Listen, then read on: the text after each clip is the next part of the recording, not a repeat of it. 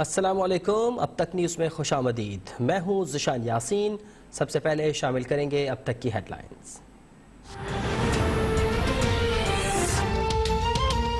کراچی کے جزیروں پر شہر بسانے کے لیے وفاقی حکومت کی کوششیں تیز۔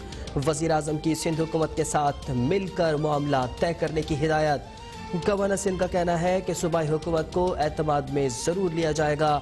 جزیروں کے ترقیاتی منصوبوں میں 50 کھرب ڈالر کی سرمایہ کاری متوقع ہے۔ 1.5 لاکھ لوگوں کو روزگار ملے گا۔ پورا فائدہ صوبے کے عوام کو ہوگا۔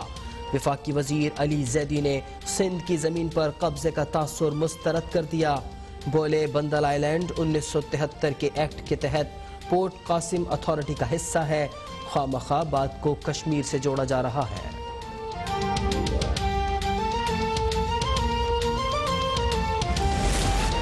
وفاقی وزراء بندل جزیرے سے متعلق غلط بیانی کر رہے ہیں۔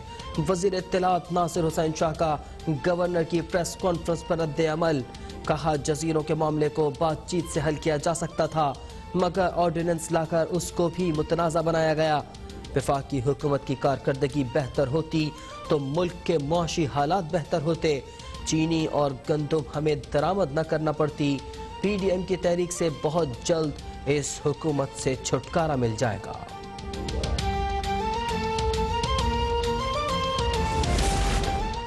عمران خان کے گھبرانے کا وقت آ گیا۔ چیئرمین پیپلز پارٹی نے وفاقی حکومت کو مکمل طور پر ناکام قرار دے دیا۔ پارٹی کے ورچوئل اجلاس سے خطاب میں بلاول بھٹو نے کہا کہ حکومت کے پاس الزامات کے سوا کچھ بھی نہیں۔ اسلام آباد میں سابق صدر آصف زرداری سے وزیر اعلیٰ سندھ مراد علی شاہ کی ملاقات۔ کراچی کے جزائر سمیت سیاسی صورتحال پر مشاورت۔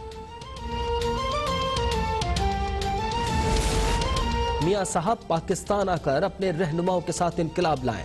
لندن بیٹھ کر ہم تو ڈوبے ہیں صنم تمہیں بھی لے ڈوبیں گے کا پیغام نہ دیں۔ وفاقی وزیر اسد عمر کا کہنا ہے کہ میاں صاحب نے لندن بیٹھ کر اپنی پارٹی کے منتخب نمائندوں سے کہا بہادر بنو اور ڈر لگتا ہے تو گھر بیٹھ جاؤ۔ ویسے میاں صاحب اپنے بزدل ممبرز کو لندن آنے والا آپشن بھی دے دیتے ہیں۔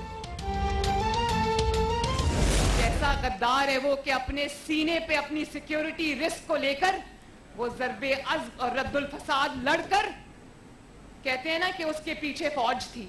بالکل رد الفساد میں ضرب عزم کے پیچھے فوج تھی، لیکن آگے نواز شریف نواز شریف کے بیانیے میں ملک کی ہر بیماری کا علاج چھپا ہوا ہے۔ مریم نواز کا کہنا ہے کہ یہ کیسا غدار ہے جس نے بھارت کے 5 ایٹمی دھماکوں کے جواب میں 6 دھماکے کیے، جے ایف تھنڈر بنوایا، قوم کو بدامنی، دہشت گردی اور بجلی کی لوڈ شیڈنگ سے نجات دلائی۔ آپریشن رد الفساد اور ضرب عزم کی قیادت بھی نواز شریف نے کی۔ نیب ڈھول بجائے گا تو آواز جسٹس شوکت صدیقی، ارشد ملک اور بشیر میمن کی آئے گی۔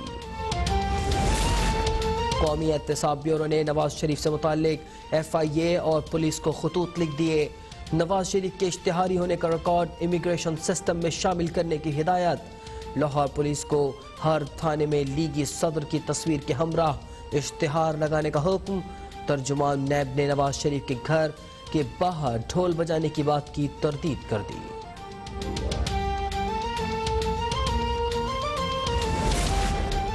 حکومت نے عوام پر پھر بجلی گرا دی۔ جولائی کی فیول ایڈجسٹمنٹ کی مد میں بجلی 83 پیسے فی یونٹ مہنگی، صارفین پر 12 ارب روپے کا بوجھ پڑے گا۔ اضافی رقم اکتوبر نومبر کے بلوں میں وصول کی جائے گی۔ کے الیکٹرک اور لائف لائن صارفین مستثنی ہوں گے۔ کراچی میں بجلی کے مسائل حل کرنے کے لیے حکومتی کمپنی کا کے الیکٹرک سے RLNG سپلائی کا معاہدہ ہو گیا۔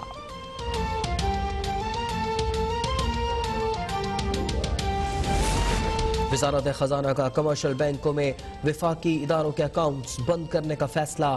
اسٹیٹ بینک کا بینکوں کو وفاقی اداروں کے اکاؤنٹس بند کر کے رکوم گورنمنٹ سینٹرل اکاؤنٹ میں منتقل کرنے کا حکم۔ کمرشل بینکوں میں وفاقی اداروں کی 1400 ارب روپے سے زائد رقم موجود۔ زر مبادلہ کے سرکاری ذخائر کی مالیت 12 ارب 15 کروڑ 47 لاکھ ڈالر کی سطح پر آ گئی۔ آرمی چیف سے امریکی نمائندہ خصوصی زلمے خلیل زاد اور افغانستان میں امریکی فوج کے سربراہ جنرل آسٹن اسکاٹ ملر کی ملاقات۔ ISPR کے مطابق خطے میں امن و استحکام اور باہمی دلچسپی کے امور پر تبادلہ خیال کیا گیا۔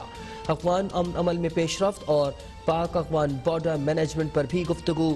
امریکی سفارت خانے کا کہنا ہے ملاقات میں وزیر اعظم عمران خان کے دورہ افغانستان اور امن معاہدے کے بعد کی صورتحال پر غور کیا گیا۔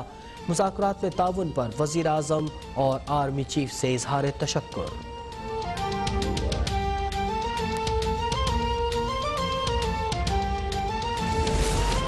سپریم کورٹ نے سندھ کے شہروں میں مردم شماری سے متعلق درخواست مسترد کر دی۔ انتخابی دھاندلی کا آغاز مردم شماری سے ہوتا ہے۔ درخواست گزار ڈاکٹر فاروق ستار کا موقف، عدالت کی مکمل وضاحت کے ساتھ نئی درخواست دائر کرنے کی ہدایت۔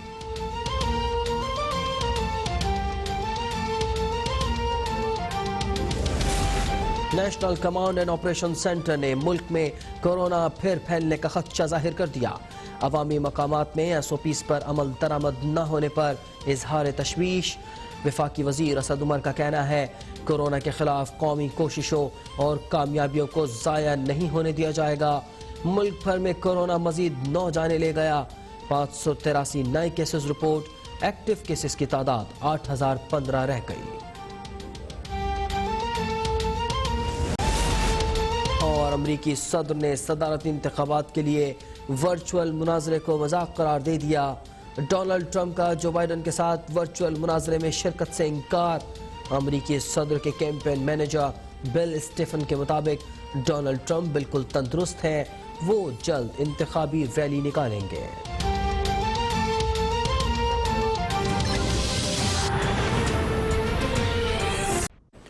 Welcome back. بلیٹن میں سب سے پہلے آپ کو بتائیں کہ گورنر سندھ عمران اسماعیل نے کہا ہے کہ بندن آئی لینڈ منصوبے پر جو بھی تحفظات ہیں انہیں دور کرنے کے لیے تیار ہیں۔ بندن آئی لینڈ سندھ کا حصہ ہے اور رہے گا۔ منصوبے سے فائدہ بھی سندھ کو ہی ہوگا۔ یہ تاثر غلط ہے کہ وفاقی حکومت سندھ کی زمین پر قبضہ کرنا چاہتی ہے۔ وفاقی وزیر بحری امور علی زیدی نے بھی سندھ حکومت کے ساتھ بیٹھنے کا عندیہ دے دیا۔ عمران خان کی زیر صدارت بندل آئی لینڈ اور راوی منصوبے پر اجلاس ہوا۔ گورنر سندھ عمران اسماعیل نے وفاقی وزیر علی زیدی کے ہمراہ پریس کانفرنس کرتے ہوئے بتایا کہ وزیر اعظم کراچی کے جزائر پر 2 نئے شہر آباد کرنا چاہتے ہیں۔ آئی لینڈز پر نیا شہر آباد ہوگا۔ بندل آئی لینڈ سندھ کا حصہ رہے گا۔ منصوبے سے حاصل تمام وصولی سندھ حکومت کو جائے گی۔ سندھ میں تقریباً اس پائلنٹ کے آنے سے 1.5 لاکھ نوکریوں کا اضافہ ہوگا۔ اس میں جاب کریشن ہوگی اور اس کے اندر تقریباً 40 سے 50 لاکھ ٹورسٹ سندھ میں آئیں گے۔ ایک بار یہ آئی لینڈ اگر ڈیولپ ہو جاتا ہے تو اس وقت اس کی تمام ریونیو سندھ حکومت کو جائے گی۔ وزیر بحری امور علی زیدی نے اس موقع پر کہا کہ سندھ کی زمین پر قبضے کا تاثر بالکل غلط ہے۔ بندل آئی لینڈ 1973 کے ایکٹ کے تحت پورٹ قاسم اتھارٹی کا حصہ ہے۔ اس حوالے سے سندھ حکومت کے ساتھ بات کرنے کے لیے تیار ہیں۔ فیڈرل کوارڈینیٹس جب بنے تھے تو یہ فیڈرل کے اندر 18ویں ترمیم میں جو آرٹیکل 172 ہے وہ اونر لیس پراپرٹی کی بات کرتا ہے، مانے وہ پراپرٹی جس کو کوئی کلیم نہیں کرے۔ بالکل وہ بات ٹھیک ہے کہ اگر کوئی چیز جو کلیم نہیں ہوتی وہ صوبے کی ہے، وہ ایز پر کانسٹیٹیوشن، لیکن یہ تو کلیمڈ ہے، اور کلیمڈ ایسا ہے کہ اس کے اوپر جو پہلے بھی لیز ایشو کی ہوئی ہے۔ علی زیدی کا کہنا تھا کہ آئی لینڈ کی ترقی پاکستان کی معیشت کی ترقی کے لیے ہے۔ بندل آئی لینڈ منصوبہ اسلام آباد نہیں لایا جا رہا، کراچی میں ہی رہے گا۔